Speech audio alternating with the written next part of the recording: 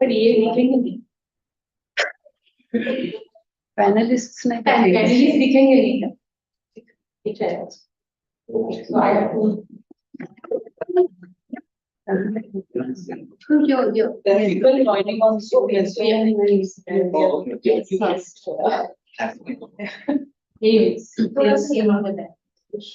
see the background, so whoever is watching on Zoom. Yes, this is good. Okay, good afternoon and welcome. Thank you for your time. So gender issues are something that has been there in our society for a long time. Certain issues like, say, gender discrimination, inequality, and sexual harassment at workplace are being addressed in using some mechanisms have been set up to address them. While that is also partial, I think there is still a lot of confusion and I would say ignorance about the term gender itself. And on a personal note, I would say that in India, we are particularly sort of socially preconditioned to turn a blind eye towards many issues because we feel that they do not concern us. But we are members of a scientific institute. And I think it is our social responsibility to acquire fact-based awareness so that we are able to awareness about everything around us. So I represent the TIFR Gender Harmony Committee, and we, in our own way, in a small way, are trying to generate and improve fact-based awareness on gender issues. And today's panel discussion is a step in that direction. I'm particularly grateful to the Asset Forum and particularly Dr. Satyanarayana for readily agreeing to co-host the event. And so we have a distinguished panel here, and I will start by introducing the moderator of today's discussion, is Ankita Dandekar. So she is a counseling psychologist. She holds master's degrees in counseling psychology from SNDT University, Mumbai, and in applied child psychology from Nottingham Trent University, UK. She has an experience of working with a wide age range, starting from preschoolers right up to the elderly. Currently, she has been working with corporate companies to provide mental well-being services to the employees and the family members of those companies. Parallel to this, Ankita is now in the process of setting up her own mental well-being initiative named Antarang. Through Antarang, her mission is to create more awareness about mental well-being and make going to therapy as easy as reaching out to a friend. So over to Ankita Dandekar to take you through this panel discussion. Thank you so much.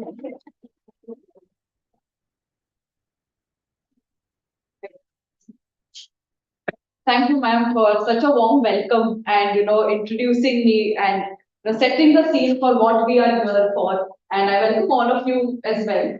Yeah. So today we have a distinguished panel with us. I will be introducing all of you to them. But before that, because we are going to talk about a very evolving subject, something that all of us are here to learn about, something that all of us want to know more about, and maybe even introspect about certain things. Yeah. So there are certain terms and terminologies that we have to look into. So I'll just take all of us through few parts that probably might come up in our discussion, so that all of us are aware of what are we talking about. Of course, I couldn't put everything together, all the terminologies or definitions, but yes, we'll be looking at that. So this is the general flow of what we are going to do today. Yeah, we look at a few definitions, then we welcome the panelists, and then we start. Me being a psychologist, I have a lot of questions myself to ask them first, so I'll be asking them certain questions, and then we open the floor to all of you and people who joined us online as well to ask any questions that you may have. Okay. If you don't feel like asking the question here as a group, we also have chits over here. You can just take a chit from the man will help you with those chits. You can just write in the chits and forward them to me. I will ask those questions to the expert as well. Yeah. So let's get started. So basically, the aim of today's program is, of course, to learn more, to ask as many questions as you would like. I know all of us are a part of the scientific community here, and everybody has a curious mind. So all the questions are welcome. Okay, there will be different types of, opinions shared, different types of, understandings shared. So let's, try to learn more. Yeah, and of course, understand how can we support each other, while we are learning more about gender and sexuality and other things. Yes. So yeah, let's, just look at a few definitions that we are going to cover. Just 1 second, this one. Yeah. Let's look at a few concepts that probably might come up in our, I don't know what is happening. Yeah. Yeah. It's the last slide. Yeah, go to the last slide correctly. I don't know. Just press it lightly. Slow to react. Yeah. Okay, this done. No, I don't. Okay, one more slide. Just eight slide. Eight or yeah, speech. Okay. So yeah, just a few, basic concepts. Okay. Beyond this concept, there are questions. Of course, our experts are there to, guide us through them. Okay. So let's start with the basic. What is sex and what is gender? Yeah. So sex is referred to as a biological, the attributes that we are born with. Okay. They are, they are seen in animals as well. We look at it as male or female. Okay. The biological aspects that, determine our sex. Okay, and gender is a more of a social construct. Okay, it is not divided into male or female. There are more flavors to it, and that is what we'll be learning and talking more about. Okay, so while we are, while we use these terms interchangeably, we have a distinct, definition of its own. Sex is more biological in nature. Gender is a more social construct, and we, eventually grow into learning more about our gender. And sex is something that is with us right at birth. Okay, moving into the next concept. I hope now this supports me.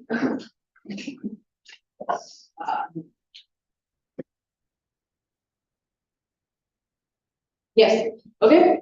Another thing that many of the people also reach out for counseling or ask this question: that what is a sexual orientation and what is the sexual identity? Okay, so these are the two terms that we'll be talking about through our panel discussion also. Yeah, so sexual orientation is a person's emotional or physical attraction to a person, okay, to a person from the same gender or somebody outside the same gender.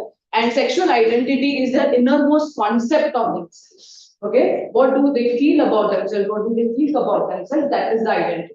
Yeah, so all of us here, so I am a psychologist, that is my identity, right? My professional identity. Similarly, there's also a gender identity, that what do we feel, what do we think that we are? Okay? Yeah? Yes. Yeah. And these are the letters that I think, many people have this question that, LGBT, what is it about? We keep on reading about it. You can just scan through these definitions. These are for your reference because these are the words that we will be referring to as we go forward in the panel. Yeah, just take a moment to scan through these different definitions that we have. And like I said, it is an evolving subject. There are changing terms, there are evolving concepts coming in, theories coming in. Okay, so these are just a few guiding steps for us to learn more as we go ahead. Yeah.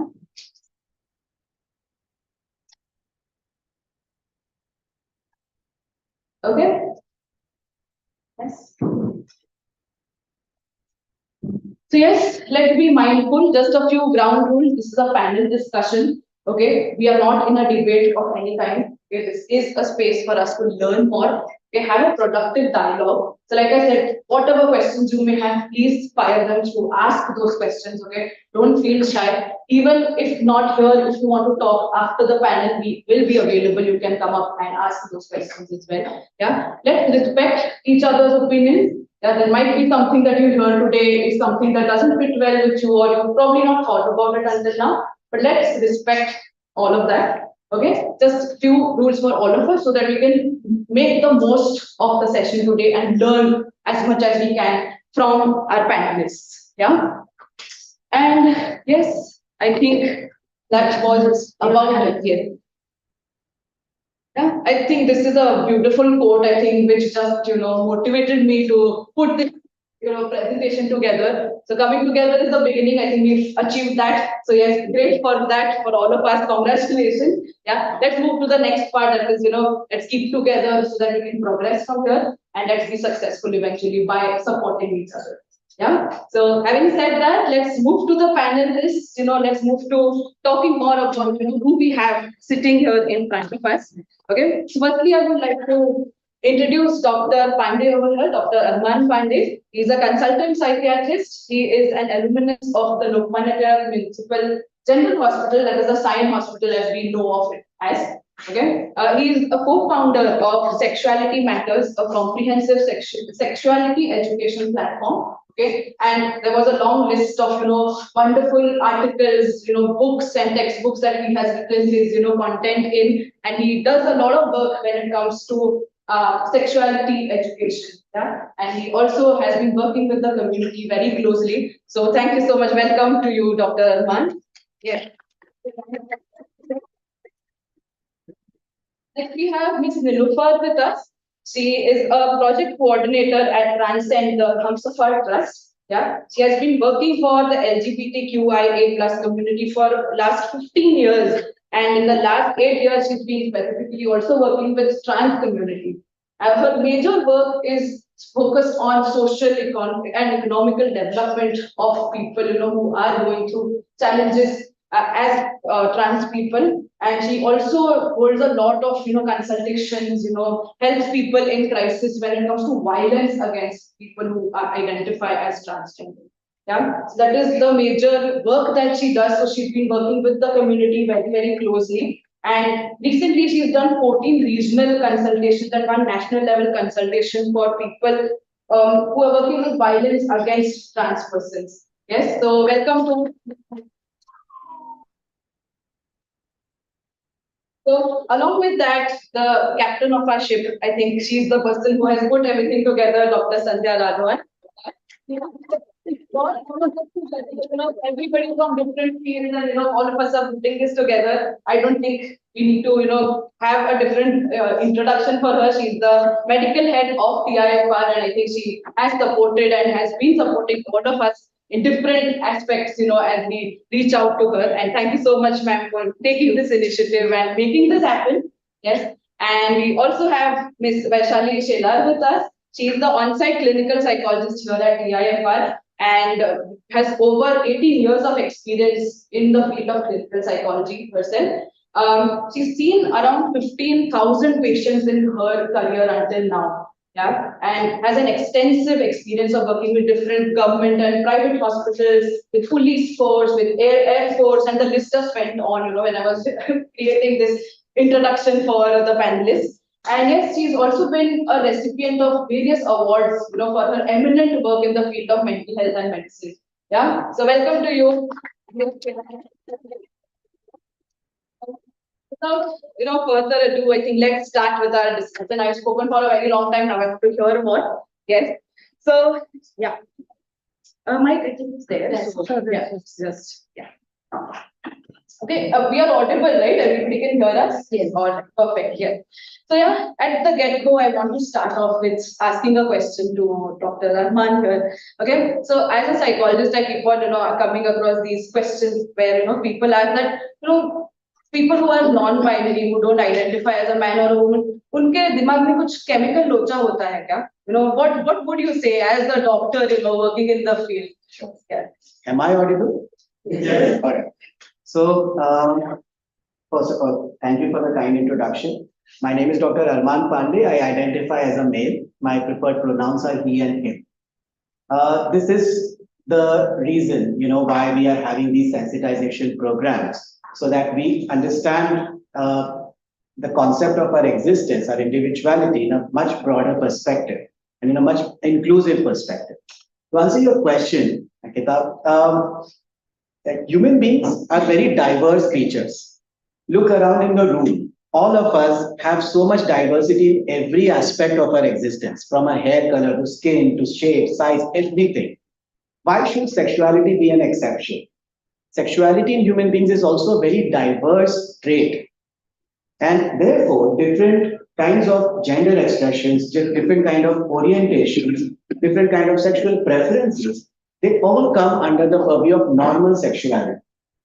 Okay, so this is not pathological. Somebody who does not belong to the majority doesn't automatically become abnormal, ill, sick, pathological. So this is not a mental illness. Unfortunately, for a long, long time, the whole world, especially the Western world, believed that homosexuality was a disease. A lot of atrocities were committed to a big section of the society simply because they were different, not because they were harmful or sick in any way, simply because they were different. But now scientific, explorations, scientific understanding of human sexuality has made it very clear that any and all expressions of sexuality are normal. They all come under, normal sexuality, not just in human beings, but even in other animals. We see a lot of diverse expression of sexuality, right? From gender roles, gender behaviors to sexual orientation.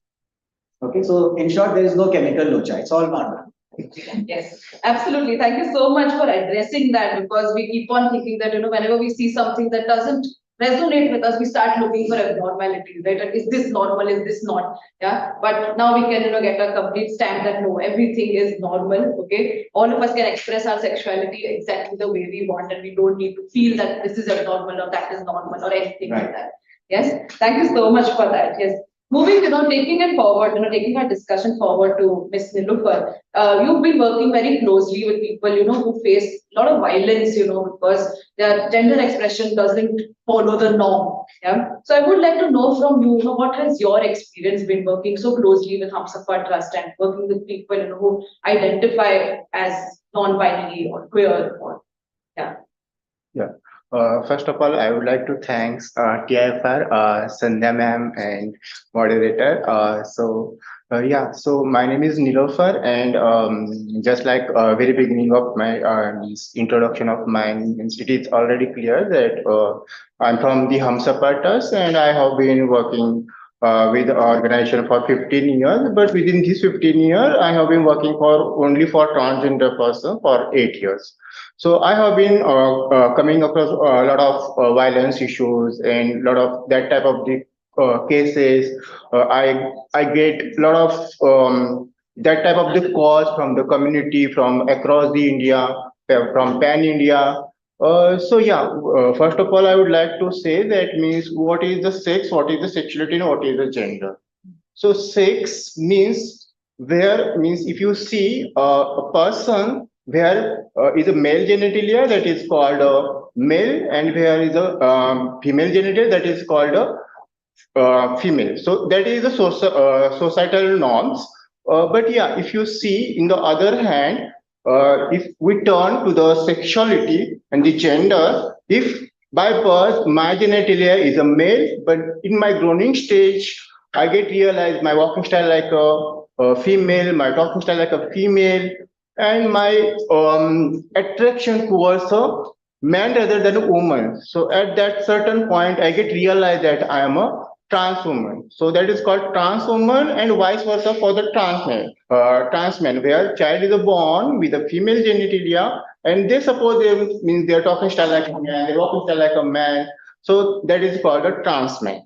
So that is the distinguishing between, if you want to distinguish it between the trans men and trans women, because transgender umbrella, that is a huge. There is a also including binary people. Means if I suppose myself a transgender person, even after I don't get dragged, means just like that is called, means that is the hijra.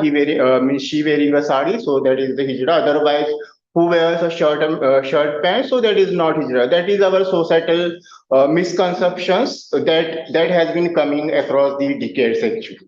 Because of that cause means if I am a empowered trans woman, so at that time means I have that much courage that I get that I can just stand in front all of you and just say that I am a trans woman. But I don't have any protection from my family, and I live with my family. So at that time, that would be not that much courage that I would say like that I am a trans woman. So that is the one part. So whenever you will come across with those persons who identify themselves as a trans woman or trans man, they are the trans men. And just introduction in the our Transgender Act 2020. So there is also introduced that means it will be recognized who will be identify themselves as a trans woman or trans man, they are the trans woman or trans man.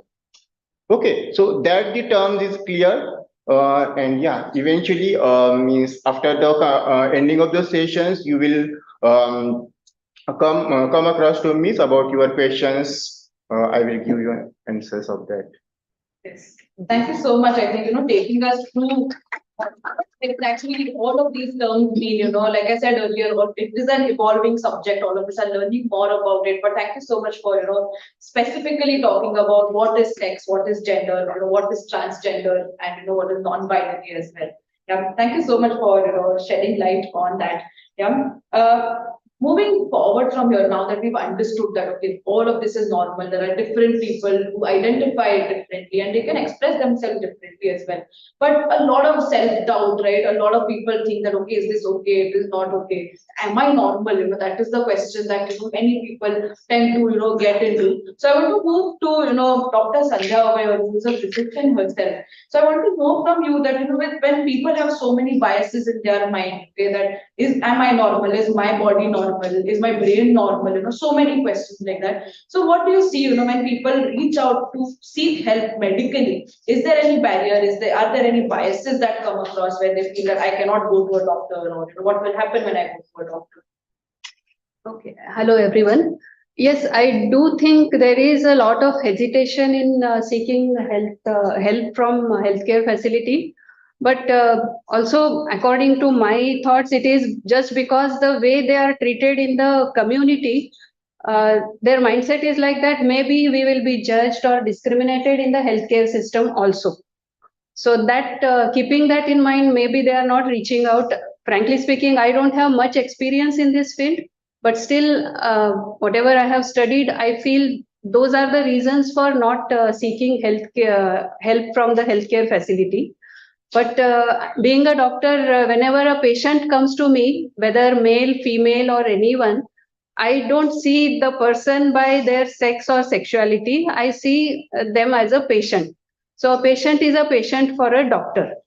So whatever the care I will give to one person, same care will be extended to another. So I think there shouldn't be any hesitation or fear to approach the healthcare facility, but there does exist. Absolutely. That is maybe because of all these background stigma or taboo attached to this population, and discrimination or bullying what they face in the society, that all might have caused that hesitation. Absolutely, absolutely, yes. Thank you so much for saying, something very important, that for a doctor, patient at the end of the day is a patient. It doesn't depend on their sexuality or, how are they dressed or, what are they doing. None of that matters. Just a guess. Of course, sexuality question comes only when we suspect certain infections, maybe which are more common in those people. Then only we ask about sexuality. Otherwise, if Dr. Armaan will agree that we never ask about sexuality or sex, those questions never come in our general consultation. Absolutely, yes. Thank you so much for, adding on to this. Yeah. So anybody who is, having this kind of a conflict, who is questioning that, if I go to a doctor, what will happen? Will they ask me certain questions? Will I feel uncomfortable? Will I, not be understood? Okay. We have amazing doctors, okay, who are going to treat you well and who are going to care for you more than anything. Yeah. So we don't Let me just add something over here. This doesn't mean that people only have good experiences with all doctors, all right? This is also a fact that a lot of individuals from the queer community have been very badly handled by the medical fraternity. Even today, I take sensitization workshops, not just for general population, but for psychiatrists, to help them understand psychiatric diagnosis connected to sexuality. And it's good that people are trying to learn, but still there are some who are very rigid with their beliefs. And I have had personally, seen patients going through really traumatic experience. So I don't want to invalidate that. But yes, doctors like Dr. Sandhya, myself, We are dedicated professionals, and this is what is expected of a professional. It's not just how we behave, but people should also know what their rights are. Okay. You can be of any gender, age, sex, religion, race, whatever it is. You should know that we have to behave professionally with you. Okay, so this is an example of what professional behavior looks like. So this should be the standard for healthcare seeking and giving. Absolutely, yes. Nilofer wanted to add something. Actually, I would add one point in the Dr. Armaan Pandey. So, one more initiative that we have been running for advocacy with the medical fraternity as well. So we have conducting in Noida District Hospital medical councils, as well as recently we have conducted one session with the GT Hospital. Actually, what need of to do this type of advocacy event with the hospitals and their staffs? Cause means there are a lot of issues have been happening. So many discrimination has been happening to other transgender person as well as LGBTQI community spectrum. Means just like I suppose me myself a trans woman. Means I'm a trans woman, and if I have my identity card is on my dead name, so at that time they don't think about that. Within her overlook we can say her, but at that time they just misgendering.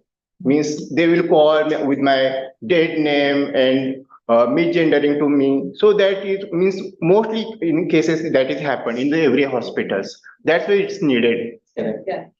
So I would just want to ask you further. Right now, you mentioned two things. Calling me by my dead name. Can we, understand more what does that mean, so that all of us know? Yeah, sure. So, just like means very beginning of my conversation, I was saying that I was means actually evolving that much things where child is born with a male genitalia. Male genitalia. So at that their genitalia is a male. Okay, but in their growing stage, they get realized they are walking style like a woman, they're talking style like a woman, they're attracted towards a man rather than a woman. So at that time, they get realized they're a trans woman. So, but my parents is given name of my dead name means whatever that is so called medical male denoting name, just like Parshuram, Prashant. So what? So, but I realized when I accept myself as a trans woman, at that time I give myself that name as a trans woman. So that is at that time I would like to just people just calling me my new name, but they don't follow that rules in a medical. Even after I have a transgender identity card as well. Because means I have already got my transgender identity card, and my rest of the community members they already got the transgender identity card. So government have already mentioned that these people is a trans woman and her name is so that and so that. Correct.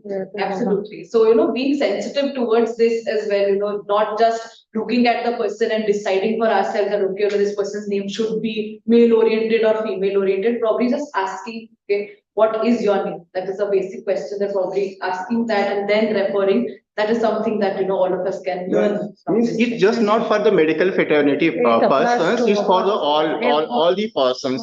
Means whenever you will come across some person, so you need to ask their preferred pronouns, and after that we can start your conversation. So that will be very respectful and dignified for that person. Absolutely. Yes. Thank you so much for sharing that. I think somebody had raised their hand. Can we take the question towards the end? You can just make a note of it. Okay, and we'll get back to your questions.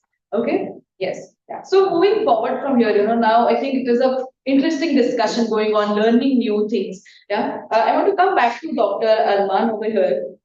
There's another thing that I keep on hearing. आजकल के बच्चे ये सब TV पे देख के सीख रहे हैं. ये हमारे जमाने में नहीं था. Suddenly, why is all of this coming in? Is it just a trend or is it a reality? What is going on? So, what would you like to talk about that? Okay, so see. Especially talking about Indian culture and our history, we have always acknowledged gender diversity. Okay, it was only after the British took over India that homosexuality was criminalized. Before that, it was not considered as a criminal act. Uh,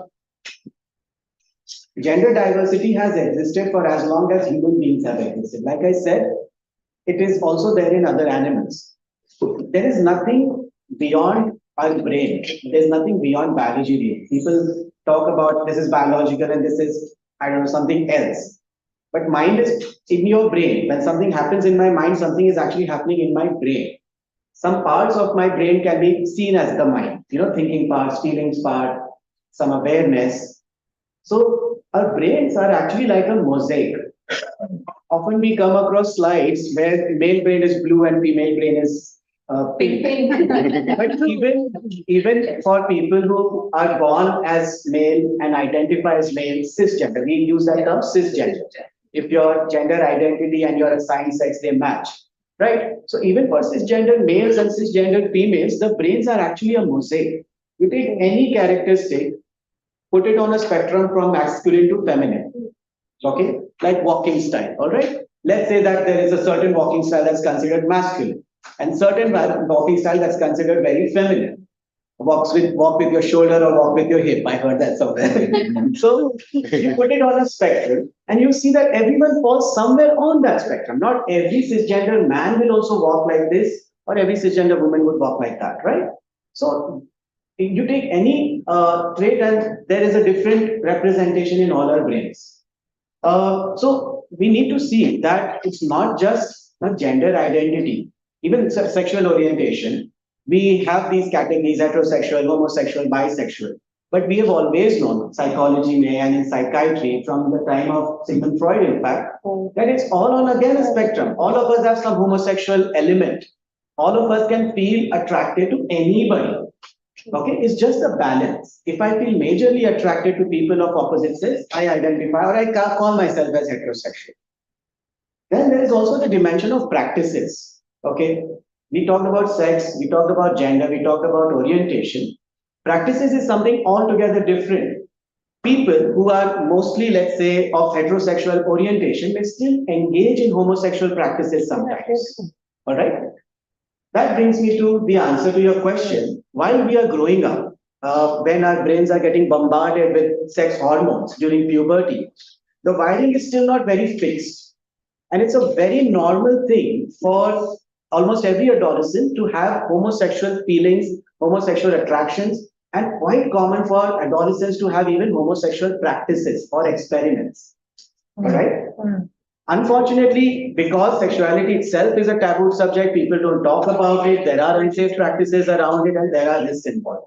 But it's very normal and it's very natural for people to have, homosexual attractions or feelings while they are growing up. Having said that, you mentioned in the definition that gender is a social construct. What that means is that with every culture and era, we have a certain idea of how things should be. Like, for example, it's a very volatile topic and I don't want any discussion on it, but let's say nationality. Honestly speaking, other animals will not say that, hey, I belong to this country or I belong to that country. They understand their territory. But what man has done, we have drawn on the map that, okay, this territory will be called something. It will be called India, let's say. And since birth, I've been told that, I'm born in this country, so I'm an Indian. I look at other people, this is how they are, so I am like them. Even though it's a social construct, my awareness needs to know who I am. What do I like? What do I not like? I like spicy food. I don't like bland food because I'm Indian. Okay? So I like Bollywood music. I don't like X kind of music because I'm Indian. So all of these things is how I see myself, how my brain recognizes me. It is part of my identity. All right. Even though it's a social construct, it becomes biological as I'm growing up. It becomes hardwired. When children are growing up, they are going through a phase of forming their identity. And let's say in today's world, we are talking about this concept of non-binary or gender fluid or gender queer or experimenting. Now they are being introduced to new cultural concepts, new cultural identities. And some children for a while may actually feel that, okay, let me see if I belong there. And that's a very normal thing. Okay, so this is not a new trend. I think earlier there were other cultural identities and people used to go through those identities. But by the time we reach 24, 25 years of age, mostly our brain wiring is settled. And most people will know what their gender identity is, what their sexual orientation is. So by then it's fixed. So yeah, it's not really a trend. If it is a trend, then it is just like any other trend. But nobody is going to challenge their sexual experience just out of trying to fit in or just out of following a trend. Especially when it comes to something very specific that Nilofer mentioned, gender dysphoria. This is something that I think needs to be mentioned. Gender dysphoria is that state where your brain and the rest of your body are not matching. But Nilofer has been saying that I feel differently.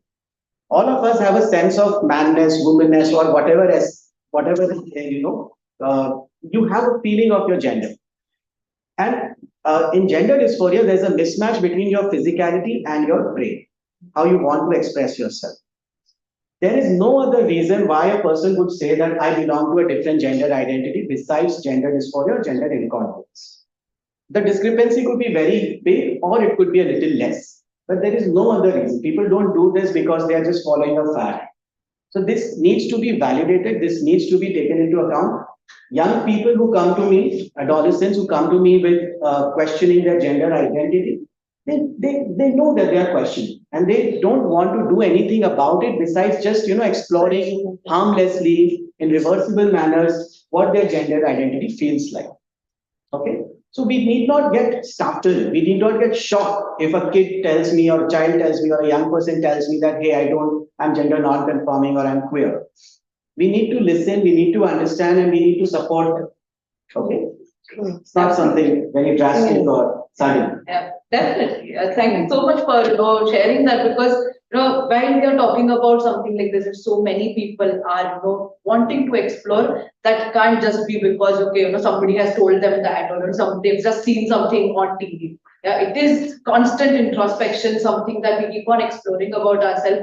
Yeah, and it is okay to allow everybody to explore what they are seeking for, and of course to allow ourselves as well in the process. Absolutely. True. Thank you so much for that. Yeah, I just want to check in with the audience sitting here. All okay? Can I get a few thumbs ups that I know all of you are with us? Yes.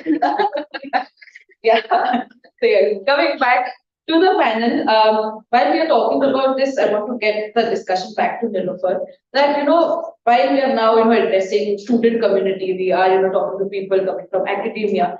What is your experience when students who identify as non-binary or queer, or they are questioning or exploring, and they don't find support from their families or their friends or other people, other members of the society? What goes on? What happens in situations like that?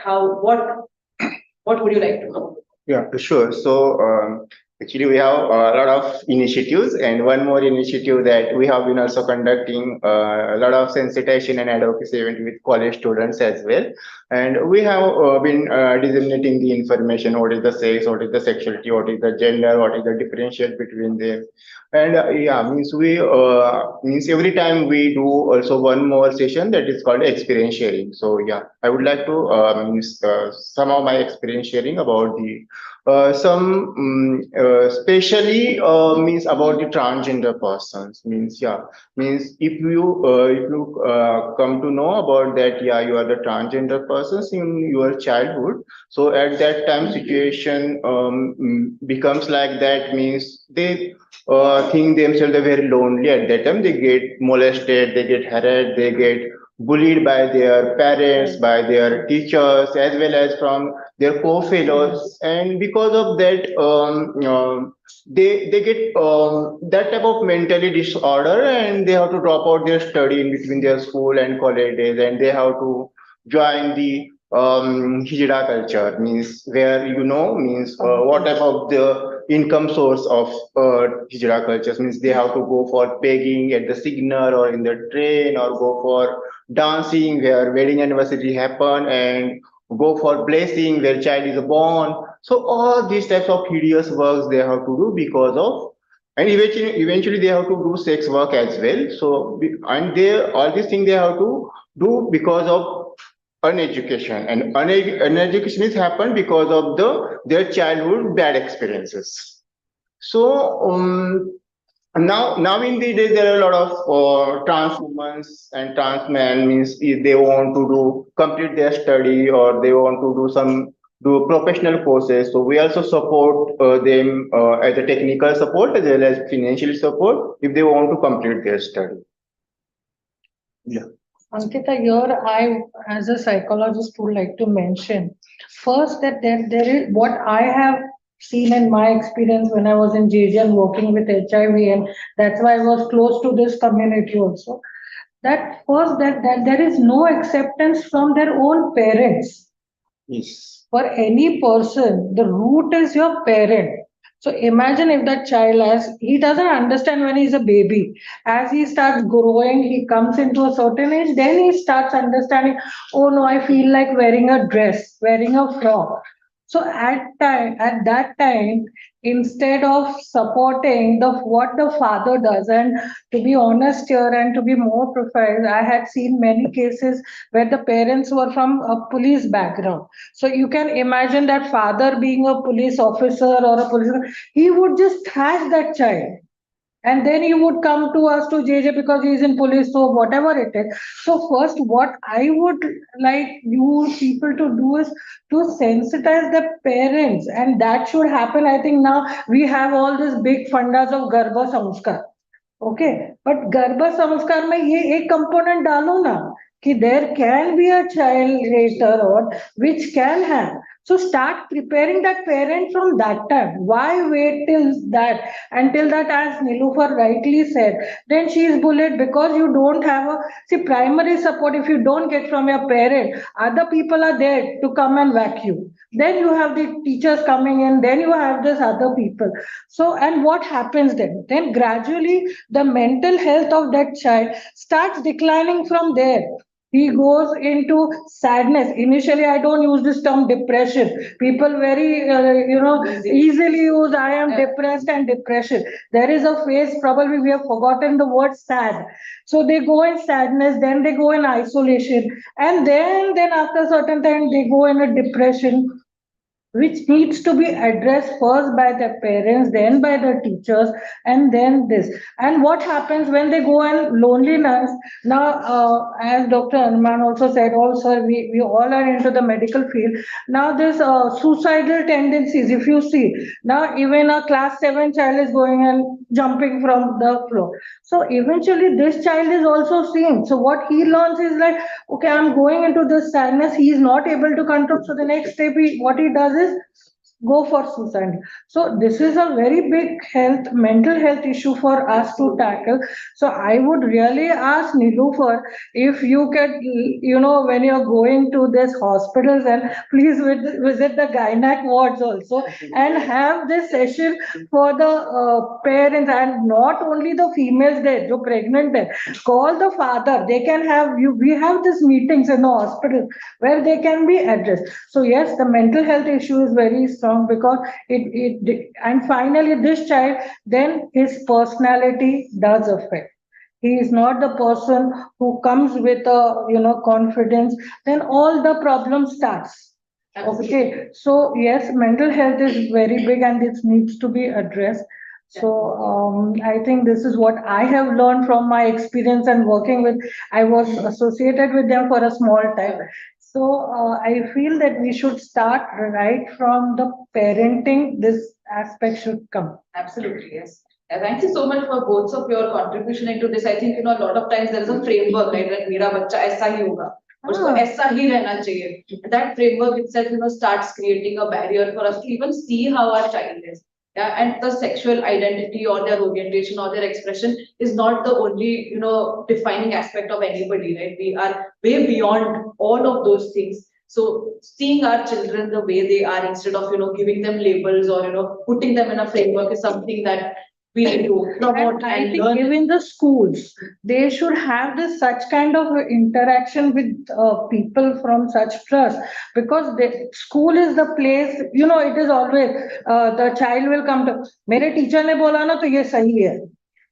Even if the parent is like, no, my teacher has told me it's right. So that is the place where the child takes all the learning very seriously. To be honest, when I joined JJ in 2004, I was not aware with them.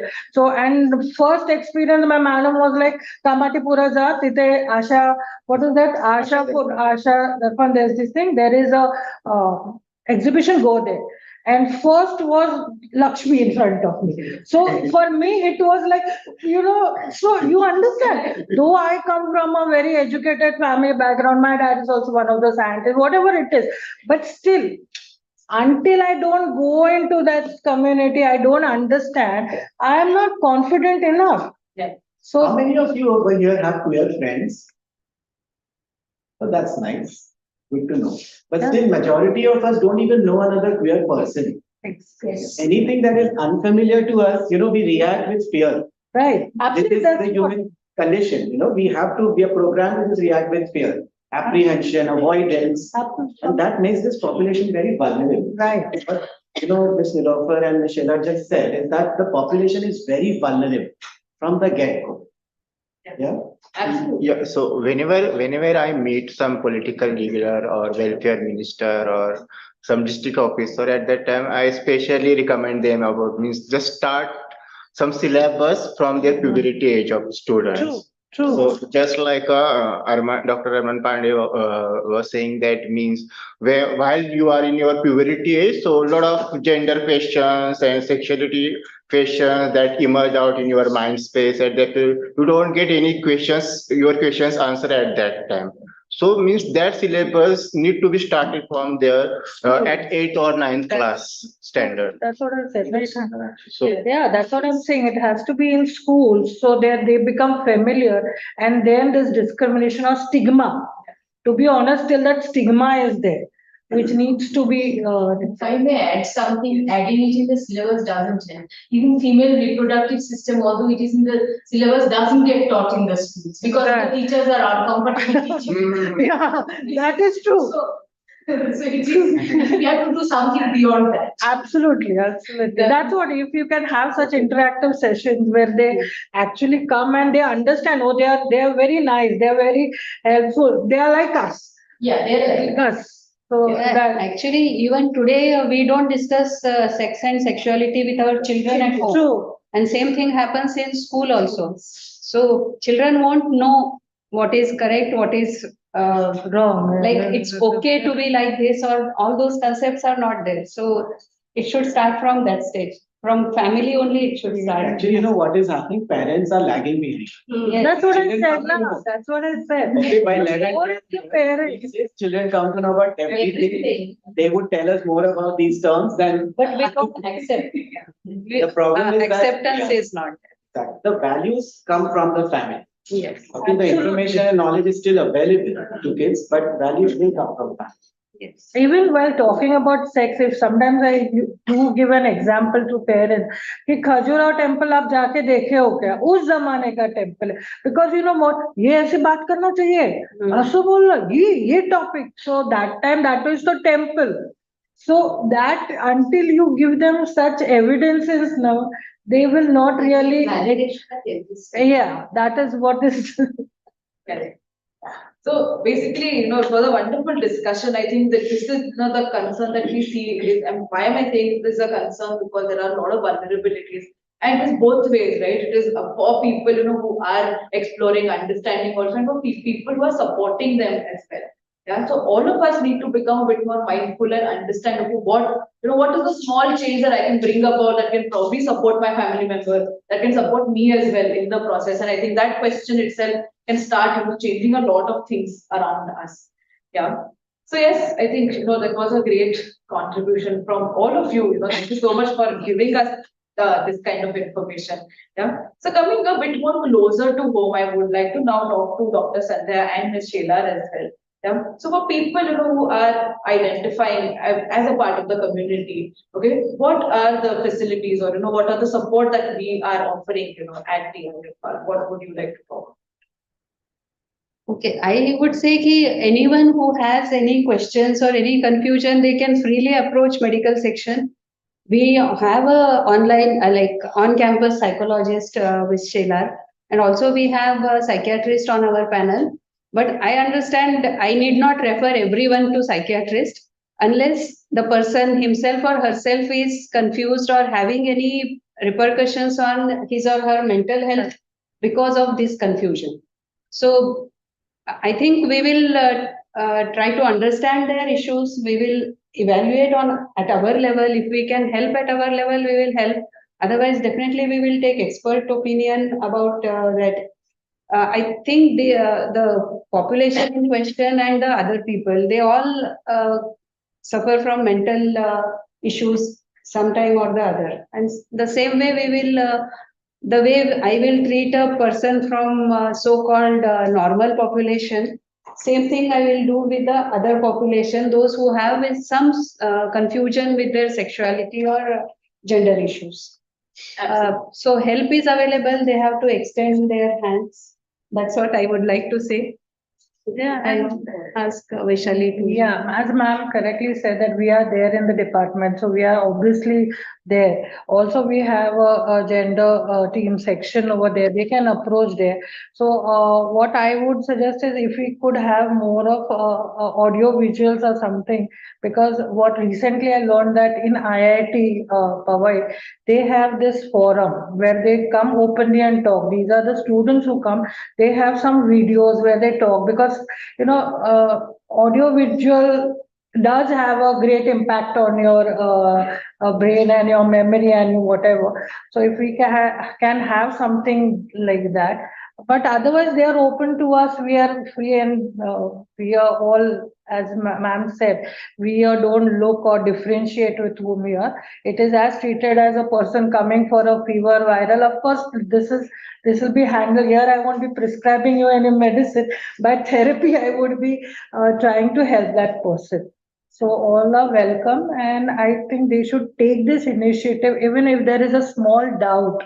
They should come because that doubt, what happens normally, they don't talk to a person who is not from that field or does not have any experience.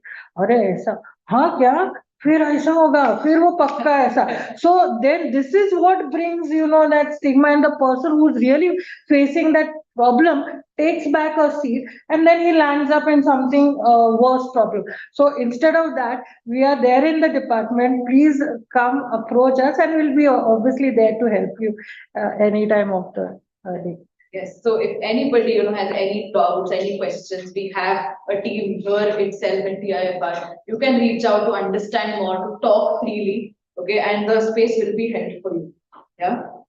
With that, towards the end, I just want to open a question to all four of you that, here, there are professors, there are parents, there are, peers also, friends as well. How can we support, a person who reaches out to you, who opens up about their sexuality? How do we support them? I would like to know from all four of you what you See, this Yes. program itself is the first step which we have taken because we had got queries in our session. So I wanted them, it's like me talking alone. Yes, it will make difference because of my experience. But when they listen from other experts, then their doubts are will definitely get cleared. So I think this is the first step was TIFR medical section and the gender department and the department asset has taken. Absolutely. Yeah. I think a big round of applause for. I think now at least that gossiping will stop. Yeah. Because that is worse than COVID virus. Yeah, absolutely. Yes. Over to Nilofer and Dr. Armaan as well. How can we support each other in this process? Yeah. So just like means this type of the forum that could be happen in future as well means a lot of misconceptions are spread over in the society. So means if you see before one decades ago, so there was no any existence for the transgender person and the LGBTQ community. But now in this situation, we could just discussion on this days. That is very I think that is little bit achievement that we have got.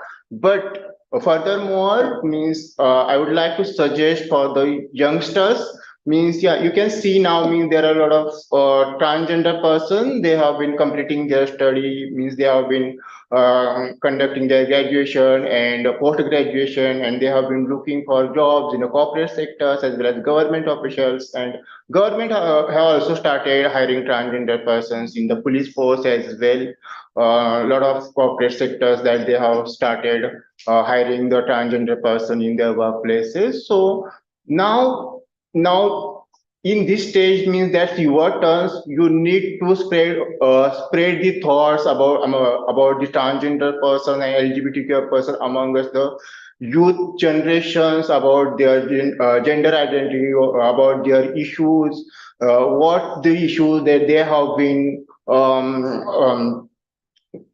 been suffering from their childhoods, and how could we support toward the transgender person, toward the LGBTQ community. So you can do that things, means, yeah, if I sensitize you with this panel discussion, means you would be around 40 or 50 people. So you need to reach out 5,000 people or 10,000 people within this, after this conversation, after this session. That is my humble request. Thank you. Absolutely, yes, let's make it a ripple effect. Whatever we have learned today, let's have more dialogues like that in our own, close in our families, with our friends, in other spaces as well. The more we talk, the more we learn. Yeah, and like we started, our panel discussion with the thought that we are talking to understand and not to react. So I think, taking that from what Nilofer had to share. Yes, over to you, Dr. Armaan. Yeah, so that's a great idea, on a larger scale.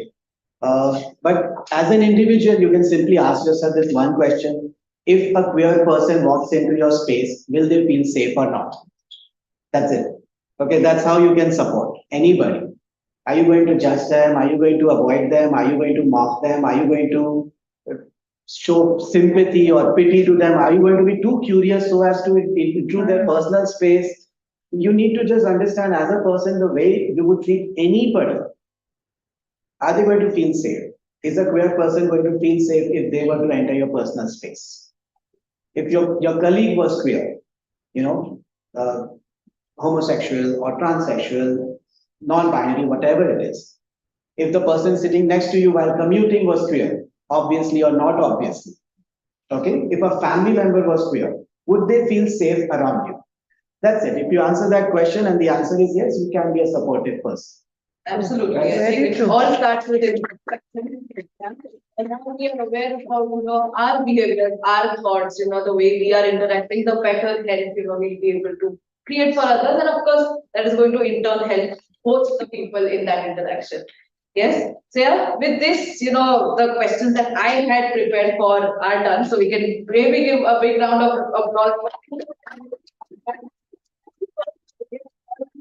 That I had, and adding more over that. Yes, so now we are open to question answers from the audience. Yeah, I have a few questions right here. I'll be addressing them as well. Yeah, and even people who have joined us online, if you have any questions, you can unmute your mic and just ask away as well. Yes, yeah. So yeah, somebody had raised their hand. Yes, ask. It was a very nice discussion and it was amazing. I have two main questions. One is the thing that you mentioned about colonization and how it changed the perspectives on sexuality and gender identity. Why do you think it's taking so much time for us to decolonize ourselves? It's like a very broad question, but I thought I would like to move on. And the other question is very true towards all the panel. As ma'am mentioned that you can suggest experts to the person who comes to you for getting specific treatment and stuff like that. But I just want to know, as a general curiosity, all the healthcare workers or psychologists, don't they already go through like some part of the syllabus, a portion which focuses on gender and sexuality? And if not, then shouldn't it be included? I mean, it's part of biology, it's part of the mind and the. Yes, that's what Nilofer mentioned, that they should be included in the syllabus. To be frank, when I studied MBBS, there was one part, small part, which mentioned this intersex. And where, which subject? Forensics. Yes. We studied that in our MBBS, unfortunately, during my time also, as something that is sexual perversion. Perversion Yes. and homosexuality. Yes. So now we Yeah, should we didn't definitely improve on that aspect. It should come in the academics for even medical people also. It should come. If there are certain issues which are specific to that population, that should also be mentioned. You're absolutely right. It should come. And the In work the- is going on. Yes. Yeah. I was Yes, part of you know. a panel discussion that was trying to formulate the syllabus for trans healthcare. Okay, so the work is going on. A lot of it is already included. People who are specialists, super specialists, they anyway have to study because they have to serve the patients, right? Yeah. But it is coming in the basic studies also now. Yeah. We have been trying to pushing Synopsis it we can come. in various Yeah, we had it in synopsis. courses. We'll hope that it will be included very soon, the syllabus. No, but in synopsis, we do have that. Psychology. And to for the decolonization part, I frankly don't know why it's taking so long. Because I feel that still that acceptance has not come, that Yes, still that that is mentality is not changed. Even when before having this panel discussions, and I do visit some medical colleges as a visiting faculty, so I wanted to take their feedback also. But unfortunately, even the medical health cares also, as Dr. Armaan spoke about it, they are also not open. They are also like, ये topic अभी क्यों निकला, इतने सालों के बाद ये क्यों हुआ, ये वेब सीरीज इतना क्यों आने लगा. I said that is the question I'm asking you as a medical person, and you are asking me. So you understood that mindset is still not changed. We are wearing all the brand clothes, Zara and but if you go to see, we are still there. We're still stuck up there. We just want our outside body to look very nice. But what about our mentality? We still lack there. So that needs to be changed through all this, like what Dr. Nilofer or sir is talking about. Until we don't sensitize the community across, this change will take time. It's not that an easy process that anyone will accept it. It's not an easy that for a person, for a mother to accept that a child is into a different way. It's not easy for that lady to accept. Even if the lady accepts, she'll be scared, she'll be under pressure, how the husband will react, how the mother-in-law will react, how the father-in-law, how the family. तो पहले घर के ही हम लोग mentality नहीं change कर पा रहे हैं. सो रेस्ट इज तो big question mark. But yes, if we can bring it into our syllabuses, we can, as I just suggested, it just came on spot, that why not we go to the gynec wards and start having this small sessions, like they are there. So things may change, but yes, it will. To be honest with you, it will take time. That's what I feel, until you don't. Just like all the old traditions which won't go, na? We call ourselves modern, but somewhere we follow those traditions also. This is also kind of that which needs a lot of sensitization and acceptance. When this whole discussion was going on about same-sex marriages in the Supreme Court, this was an important point that came up. The government is saying that the society first needs to accept it and then we'll make laws about it. Because if the society doesn't want it, why should we make laws about it?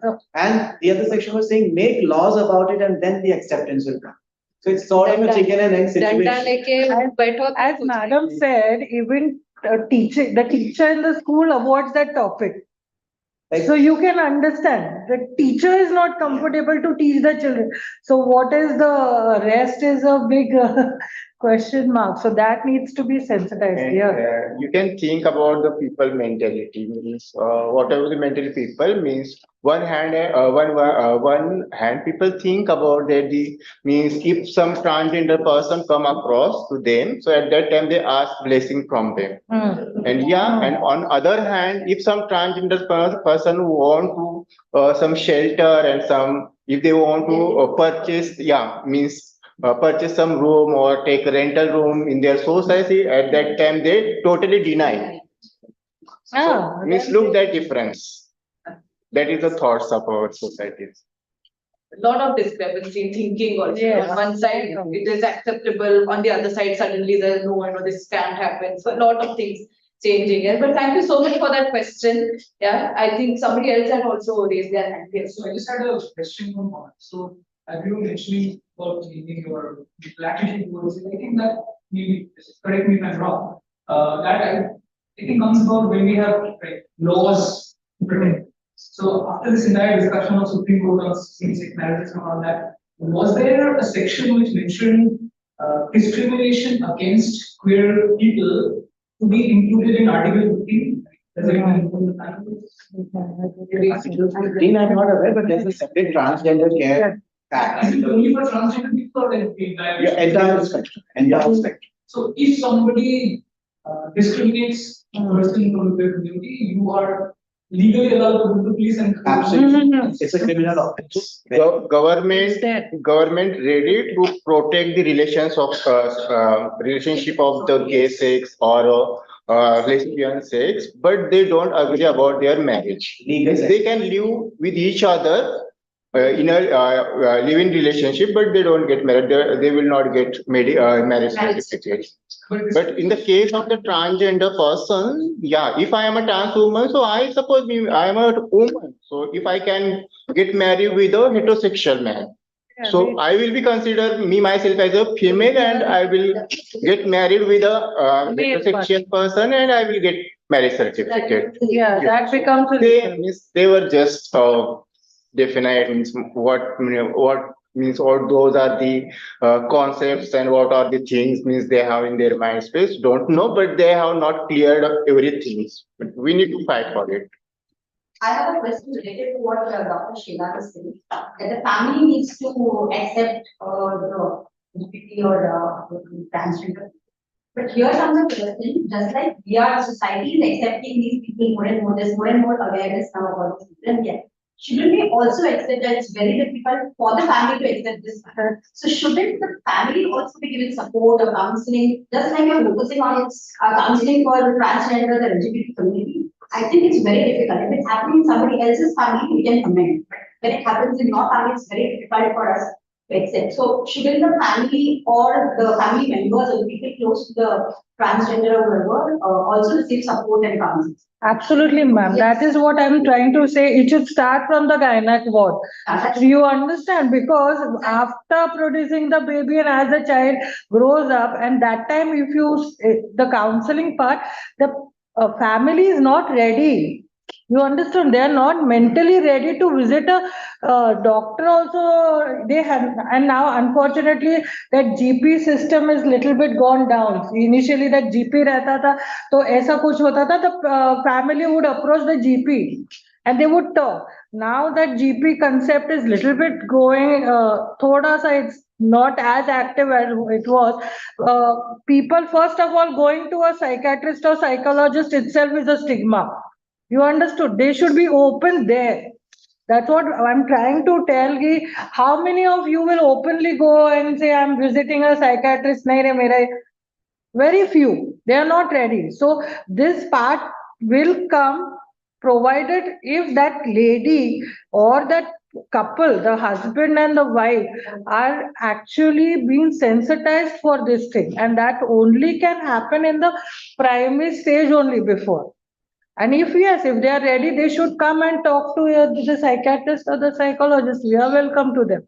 That should be ideally, because all these notions or all this misconceptions, whatever they have about this, at least it will be reduced and that child will have at least a better life. Yeah, that being said, we shouldn't forget that the primary focus should be on the person, the queer person. Because like I said, and I repeat it again, they are the vulnerable population. Parents go through a lot of difficulties when their children do not agree to their choices. Absolutely. I was born and brought up in BARC, so I know that even choosing a branch which is different from engineering or medical would traumatize the parents. Okay? You shouldn't be sitting and, taking care of that trauma. See, I understand everyone is a human being and everyone all emotions are valid. Absolutely. Okay, everything that a person goes through is valid. This is what I tell my queer patients also, that what your parents are going through is also as valid as a human experience. But the primary support has to be, the agenda has to be to support the child or the queer person. Absolutely. Especially when it comes to a child, everything is about the child. Yeah. It goes only one way. The child is not there to support the parents or to take care of their feelings or to make sure that they are not suffering because their peer group is so judgmental or they come from a certain background. That's not the child's problem. So that stand has to be very clear, and I make that very, very clear. Of course, family needs a lot of support. When a person comes out as a trans person, a child comes out as a trans person to their parents, parents typically go through a grief reaction because parents have a certain image of their child. And now the child is saying that I'm not this person, I'm somebody else. So first, the brain has to let go of the original image, which is like, the child is dying for them. And that's a very difficult thing for parents to process. Okay. Although in my clinical experience, parents have taken, from few weeks to few years to process this.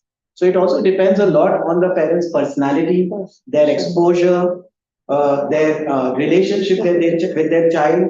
But it is a difficult process for the parents, and they definitely need a lot of psychological support through that.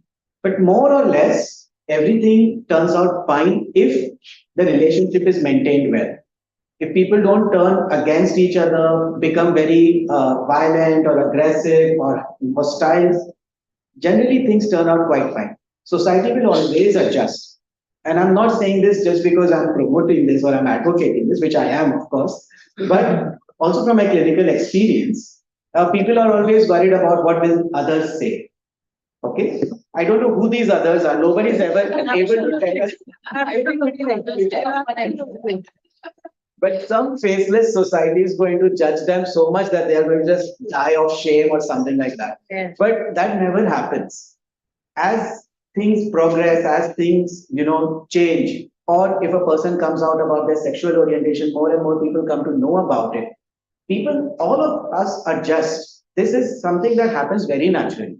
We got adjusted to the lockdown, then we didn't want the lockdown to be lifted. When it got lifted, we again got adjusted to things being normal, then again the lockdown came again. So we always adjust to whatever is being presented to us over and over. Okay? So nothing catastrophic happens normally. In extraordinary situations, yes, sometimes even personal safety is at risk. But most of the times, it's just, our anticipated anxiety that, makes us feel so uncomfortable about something. But I think recent changes in the laws also protect the queer community. Absolutely. Later families. True. See, since the time it has been decriminalized, homosexuality, the societal acceptance has definitely increased. So I do agree that if law changes, society will, also start thinking about it, talking about it. People will start coming out more. They'll be protected. And The introduction of law, this just means this is what started. So we can look forward towards our parents and from the society that they will get accepted. So it will take long, but it will happen one fine day. No, for here, I would like to give a very nice example of Pooja Sharma. She's on the FB and she's on the train. So if you now see the changes, now people call her, they talk to her, they give the baby to her in the train. Now they treat her like a friend. Just now I was talking, she also goes for her office. So now change has come that people are started accepting it. So now it's just that little more time and hope things get, and because of the law, things have changed. So hope to. Means law has that much power that they can Yes. change the society. Yeah, and I think, we should be aware of the law. yes, Yeah. and Yeah. people should know what. So I have a few questions that have come over here. Maybe I'll take those before we come back to the audience sitting here. So maybe Nilofer can put more light on this. So somebody has asked that does the government of India legally allow for an identification of people as transgender? And if yes, then how does one get that document done? Yes. So yeah, means while NASA judgment was introduced in 2019, so at that time they were introducing the what is the transgender existence and how could society support to the transgender person. Transgender should get equal opportunity in the workplaces. They should get equal opportunity in the society as well. And while the Transgender Act 2020 was introduced at that time, government announced that where a transgender persons introduce themselves a trans woman or trans man, so they are the transgender persons. Even after I'm not dragging, even after I'm not wearing a sari and I wearing a short pant, even after I'm saying that I'm a trans woman, I'm a transgender person, so I'm a transgender person. That is my self-identification.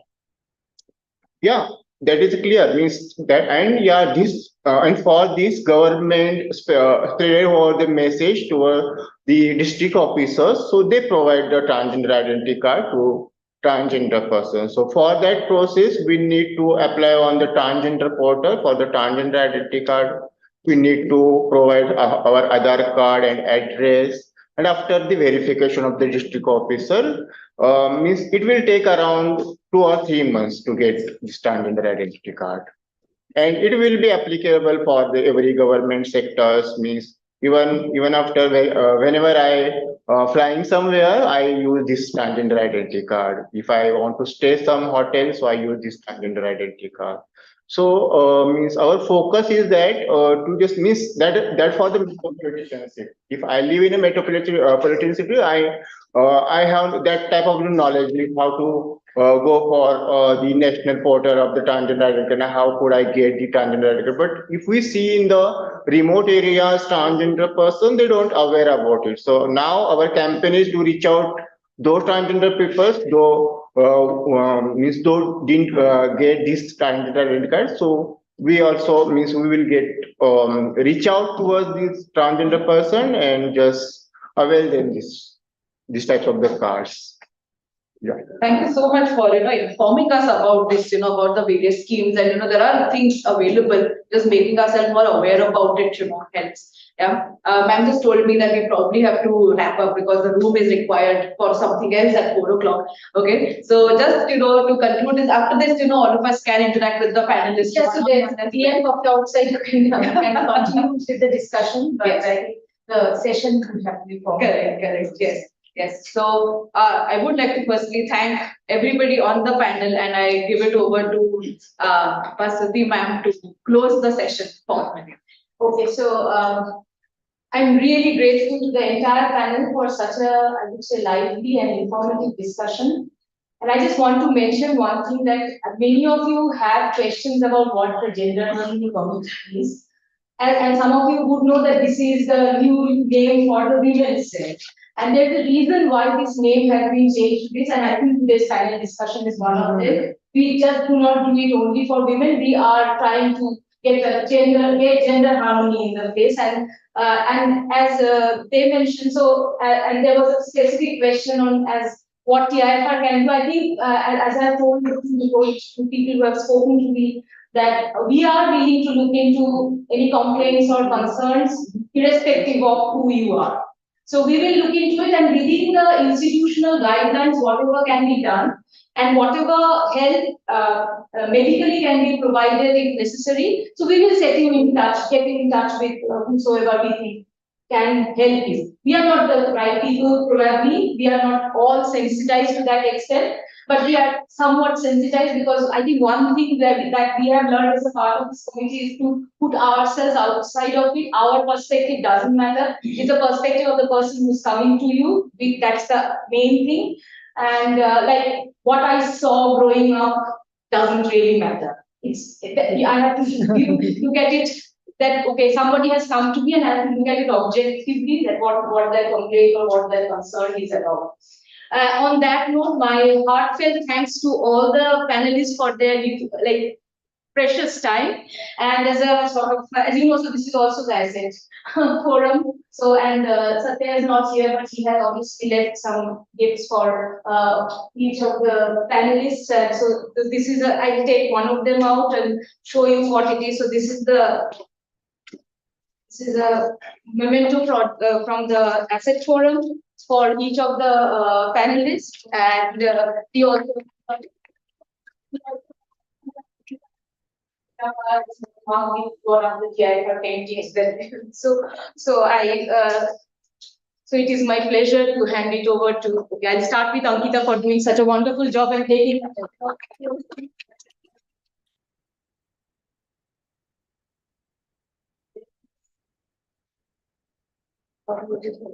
I think we'll give it like this. I'm not particularly good in this. We have to give them the bags also. Yeah. So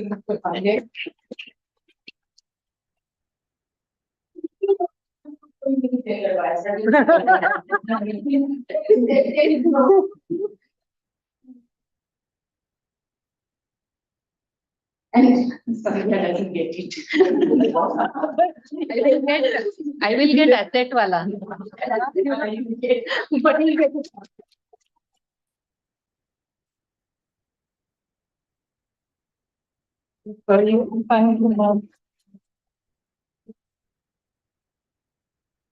Satya has.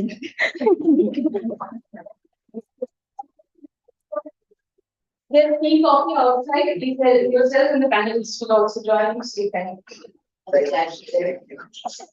Thanks. Good morning.